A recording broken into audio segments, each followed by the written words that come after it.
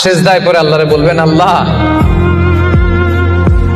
এই পৃথিবীতে আমি ছাড়া তোমার গোলামের অভাব নাই, কিন্তু তুমি ছাড়া আমার দ্বিতীয় কোনো রব নাই। চোখের পানি ছেড়ে আল্লাহরে ডেকে বলেন, আল্লাহ এই জমিনে আমি ছাড়া তোমার গোলামের কোনো অভাব নাই, কিন্তু তুমি ছাড়া দ্বিতীয় কোনো রব আমার নাই, তুমি ছাড়া দ্বিতীয় কোনো জায়গায় চাওয়ার সুযোগ আমার নাই। চোখের পানি ছেড়ে আল্লাহরে বলেন, আল্লাহ কোরআনে তুমি শিখিয়েছো ফরিয়াদীদেরকে কেউ যদি চায় ওই ফরিয়াদীদেরকে বারণ করা যায় না, তুমি কেমন করে এই অভাগা ফরিয়াদীকে আজকে ফিরিয়ে দিবা? চোখের পানি ছেড়ে আল্লাহর কাছে চান, সব তিনি দিয়ে দিতে পারেন। চিল্লায় বলেন ঠিক কিনা?